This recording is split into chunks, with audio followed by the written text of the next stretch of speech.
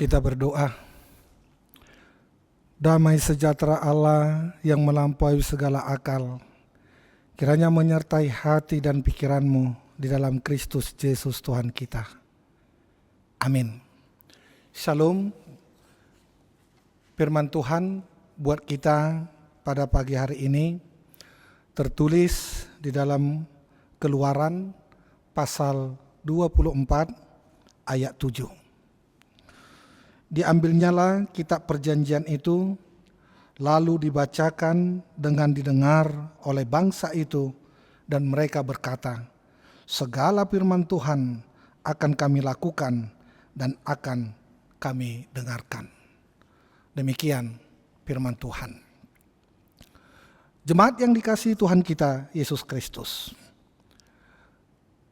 Paparan pertama di dalam hukum Taurat ini yang diberikan kepada umatnya bisa kita lihat pada pasal 20 sampai dengan pasal 23. Lewat Musa, Tuhan menjelaskan prinsip-prinsip hidup yang harus diterapkan dalam kehidupan umat Allah. Ini bisa kita lihat pada ayat yang ketiga.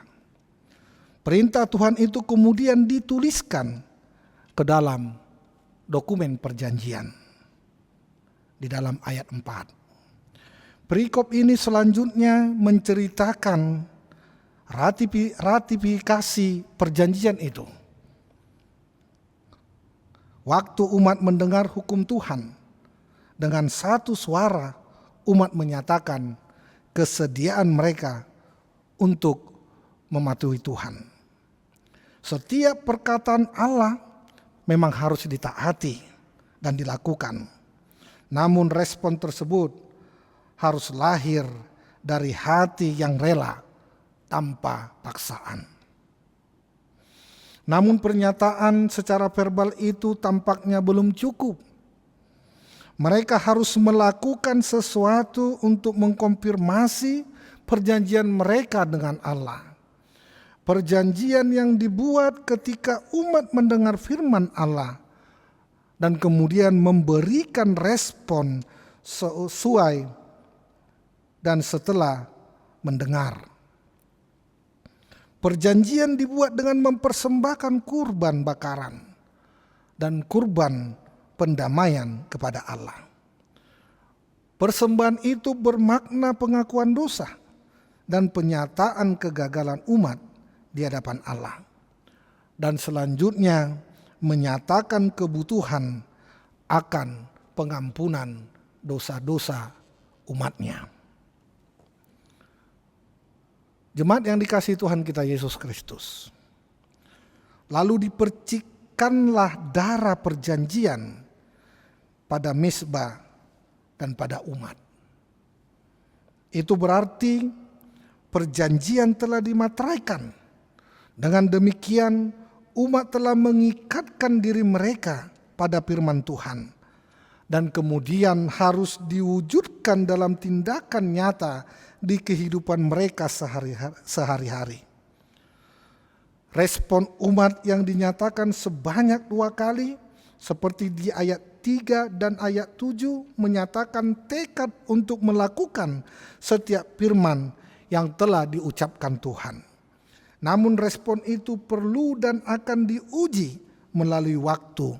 Apakah mereka akan sungguh-sungguh menjadi umat yang taat, apalagi janji itu telah diikat oleh perjanjian dengan persembahan kurban.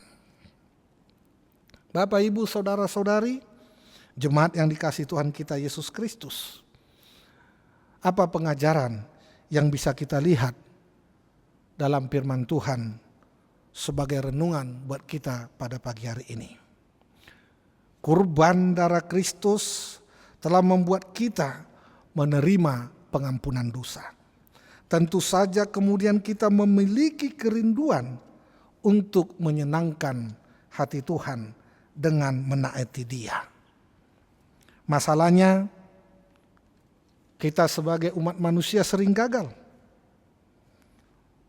Oleh karena itu, melalui firman Tuhan ini, jangan pernah putus asa.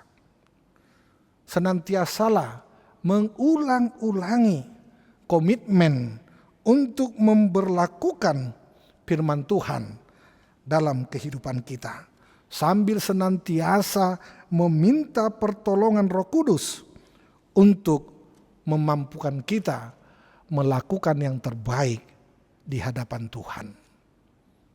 Amin. Kita berdoa. Terpujilah Engkau, ya Tuhan Allah, dengan segala kebesaran dan kemuliaan-Mu. Kami telah menerima firman-Mu buat pagi hari ini. Ajari kami melalui Roh Kudus-Mu, agar kami Tuhan bisa merespon firman-Mu dengan iman kami, serta kami bisa melakukannya di dalam kehidupan kami sehari-hari. Sehingga apa yang kami lakukan, apa yang kami kerjakan di dalam aktivitas kami pada pagi hari ini, seturut atas kehendak Tuhan dan seturut atas kehendak firman-Mu saja. Ajari kami Tuhan, sertai kami, berikan yang terbaik di dalam kehidupan kami. Terpujilah Engkau, di dalam Yesus Kristus kami berdoa dan mengucap syukur. Amin. Selamat beraktivitas, Tuhan memberkati. Shalom.